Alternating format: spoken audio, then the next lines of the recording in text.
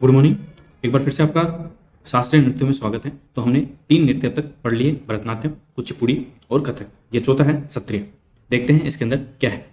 सबसे पहले तो 15वीं शताब्दी में, कौन सी शताब्दी में? 15वीं शताब्दी में संत शंकर देव ने वैष्णव धर्म के प्रचार हेतु इस नृत्य शैली का प्रचलन किया था। वैष्णव धर्म जिसके अंदर भगवान विष्णु की पूजा अर्चना की जाती है, ठीक है। और अगर आपसे क्वेश्चन बने कि निम्न में से किस संत ने वैष्णव धर्म के प्रचार हेतु किस शास्त्रीय नृत्य का प्रचलन किया था, तो वो किया था सत्रिया का, ठीक है। और किसने किया था? शंकर देव ने। तत्पश्चात यह नृत्य शैली 2 पृथक धाराओं में विकसित हुई, गायन बायनार नाच तथा खरमानार नाच, ठीक है। तो 2 चीजें आपको ध्यान रखना है 2 धाराओं में, ठीक है।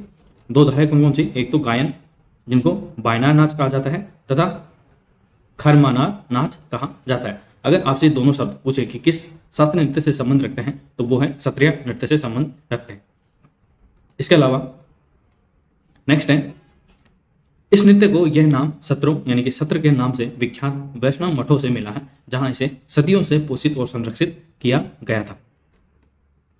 प्रमुख विशेषताएं देख लेते हैं इस नृत्य की। तो इस नृत्य शैली को नृत्य पर लिखे गए विभिन्न ग्रंथों तथा असम में प्रचलित प्रमुख लोक नृत्यों विशेषतः ओजापल्ली तथा देवदासी के भिन्न भिन्न घटकों का संयोजन कर प्रचलन में लाया गया था। परंपरागत हस्त मुद्राओं, पद क्रियाओं, आहार्य संगीत इत्यादि से संबंधित सिद्धांतों को कठोरता से पालन इसके अंदर किया जाता है। जो परंपरागत हस्त मुद्राएं हैं, पद क्रियाएं हैं, आहार्य संगीत आदि हैं, उनसे संबंधित सिद्धांतों का कठोरता से पालन किया जाता है सत्रिय शास्त्रीय नृत्य के अंदर। यह शैली लास्य और तांडव दोनों तत्वों का संयोजन करती है तथा लयबद्ध शब्दों और नृत्य मुद्राओं पर भी बल देती है। लास्य और तांडव, लास्य है खुशी का, भगवान विष्णु की खुशी का प्रतीक, और तांडव है गुस्से का प्रतीक। इन दोनों में अंतर आपको पता होना चाहिए। फिर इस नृत्य को सामान्यतया पुरुष भिक्षुओं द्वारा अपने दैनिक अनुष्ठानों के रूप में किया जाता है। इन पुरुष भिक्षुओं को बोकोट कहा जाता है। अगर आपसे पूछा जाए कि बोकोट किस शास्त्रीय नृत्य से संबंध रखता है, तो बोकोट का मतलब होता है सत्रिय नृत्य से संबंध रखते हैं। और बोकोट का शाब्दिक अर्थ अगर आपसे पूछा जाए तो पुरुष भिक्षु इसका शाब्दिक अर्थ होते हैं, जो अपने दैनिक अनुष्ठानों के रूप में सत्रिय शास्त्रीय नृत्य को ये परफॉर्म करते हैं, ठीक है। खोल, ढोल, ताल, करताल तथा बांसुरी इस नृत्य शैली में प्रयुक्त होने वाली प्रमुख संगीत वाद्य यंत्र हैं।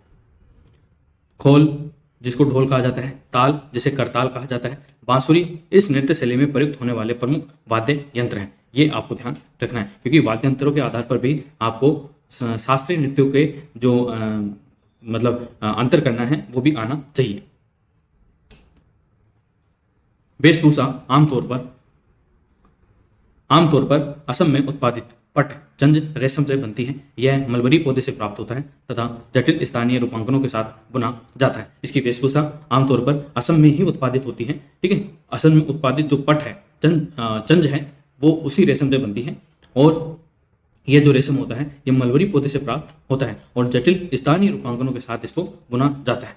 और इसको आप देख सकते हैं, ये इस महिला ने पहन रखा है और यह वेशभूषा पहनकर सत्रिय नृत्य किया जाता है। इस हेतु शंकरदेव द्वारा रचित गीतों को बोर गीत कहते हैं। तो अगर आपसे पूछा जाए कि निम्न में से बोर गीत किसके द्वारा रचित है, तो शंकरदेव द्वारा रचित है, जो सत्रिय शास्त्रीय नृत्य में गाया जाता है। तो ये प्रमुख सत्रिय नृत्य था जो हमने देखा, ठीक है।